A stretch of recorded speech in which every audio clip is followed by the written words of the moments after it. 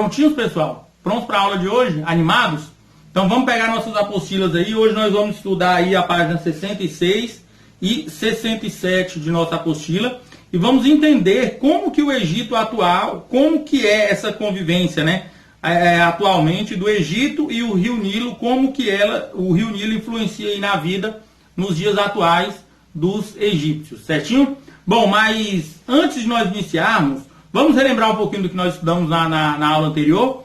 Bom, nós vimos na aula anterior sobre os desertos, né? Nós vimos lá que o deserto do Saara, ele é o terceiro maior do mundo, fica atrás aí da Antártida e do Ártico, certo? Nós vimos então que a Antártida e o Ártico também são considerados desertos por serem áreas pouco povoadas. Nós vimos aí sobre como que os egípcios passaram a viver próximo ao Rio Nilo, como que eles desenvolviam a agricultura, mesmo em uma região tão árida, né? Nós vimos que as ferramentas que eles utilizavam eram ferramentas, na sua grande maioria, compostas, feitas de pedras.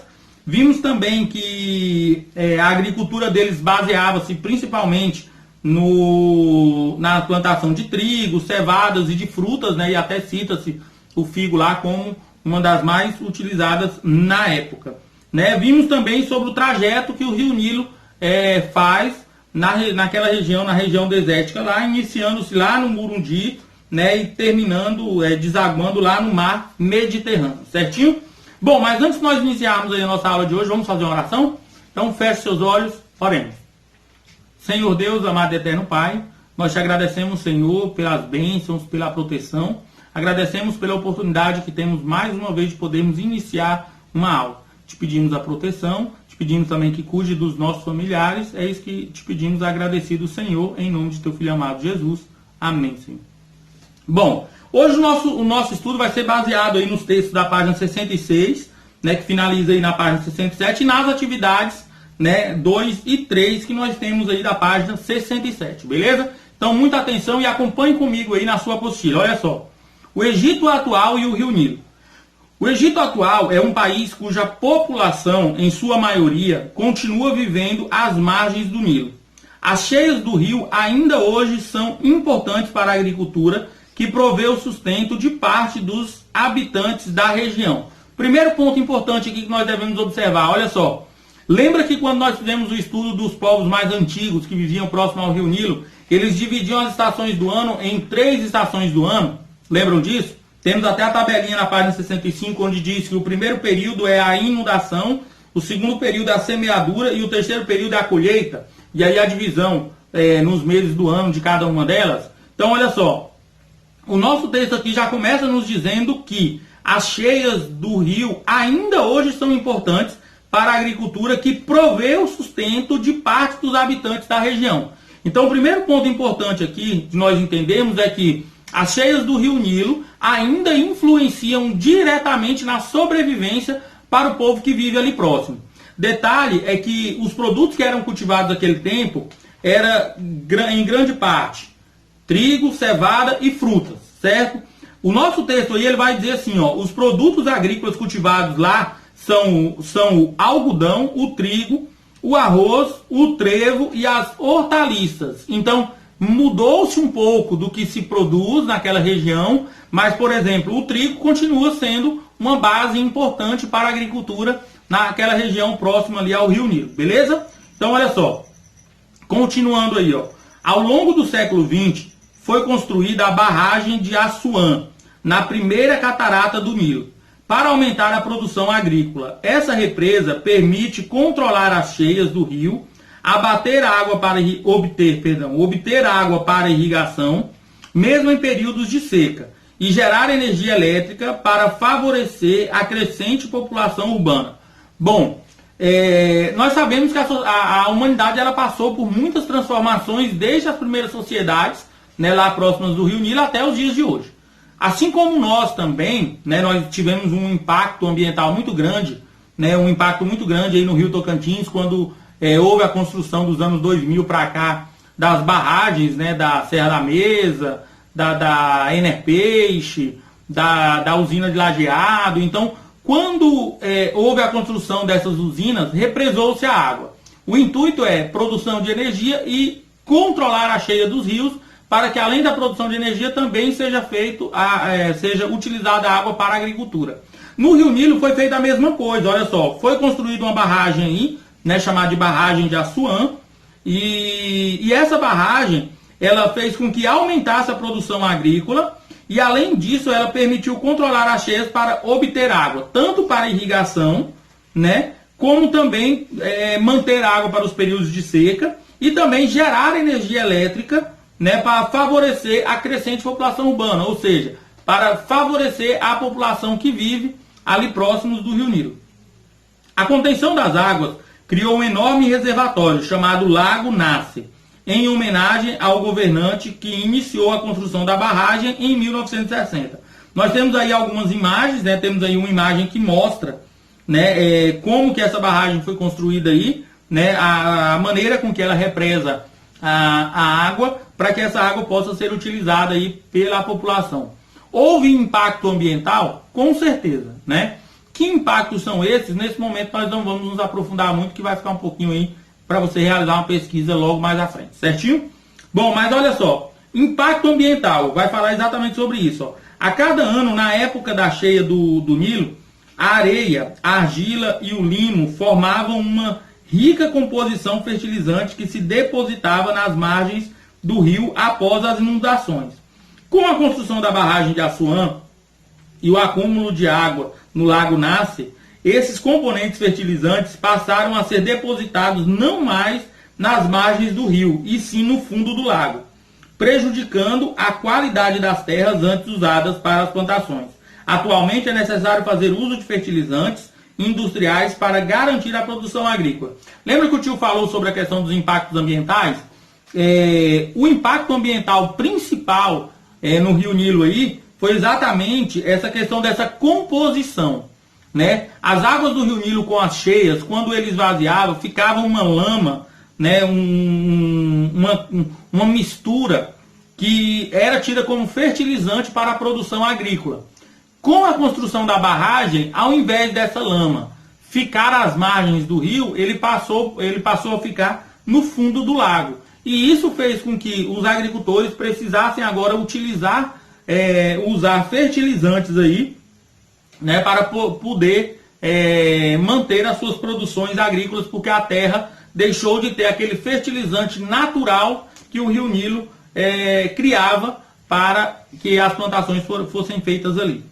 Bom, além do impacto ambiental, também houve um impacto social. Mas o que é o impacto social? Quando nós falamos de impacto ambiental, nós falamos principalmente das questões da natureza, né? O que se perdeu por causa da construção do lago para a natureza naquele local ali. O impacto social é o que influencia, o que a construção de um lago desse influencia para o povo. Por exemplo, aqui no Tocantins, quando teve a construção da Enerpeixe, né?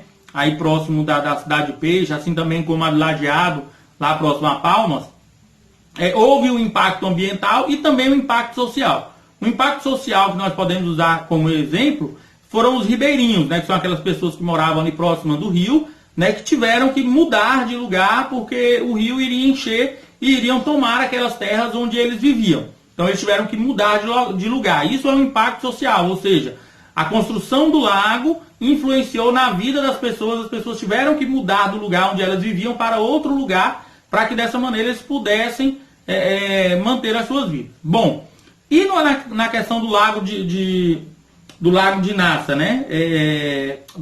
Da construção da barragem de Assuã aí, o lago de Nasser, né? Como que foi, que impacto social trouxe para a população ali próxima? Olha só, seguindo no nosso texto aí agora na página 67, tá? Durante a construção da represa e a formação do lago Nasser, cerca de 90 mil camponeses egípcios e núbios sudaneses nômades tiveram que abandonar o lugar onde moravam, pois aquelas terras seriam inundadas.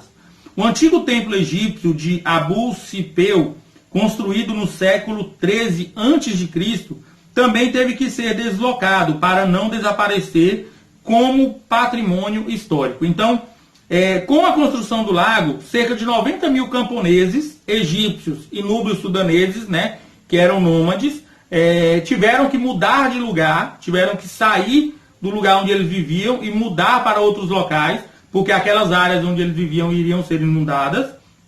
E além disso, ainda teve que se deslocar, né, um templo aí, né, antigo, um templo egípcio antigo aí, de um lugar para o outro, porque senão ele iria desaparecer aí também como patrimônio histórico. Beleza? Então nós vimos aqui na aula de hoje que o Egito ainda depende do Rio Nilo, né, para a sobrevivência do seu povo, que o Rio Nilo, além das produções agrícolas, hoje ele também influencia muito na produção de energia elétrica para as pessoas que vivem no Egito. Vimos que com a construção do Lago Nasser, né, ou da barragem de Assuã, e a construção do Lago Nasser aí, houve um impacto ambiental, onde o principal deles foi aquela composição, aquela mistura, né, que era utilizada como fertilizante para a produção agrícola. Ela passou a ser depositada no fundo do lago, e com isso os agricultores tiveram agora que utilizar de fertilizantes industriais para que pudessem manter as plantações ali. E vimos também sobre o impacto social, né, que foi o impacto que fez com que as pessoas, cerca de 90 mil pessoas, como é citado em nossa apostila, tiveram que se deslocar de um lugar para o outro para que eles pudessem viver, pois aquela região onde eles viviam ali iria ser inundada. Beleza? Bom, mas a nossa atividade hoje aí, nós temos a atividade 2 e 3.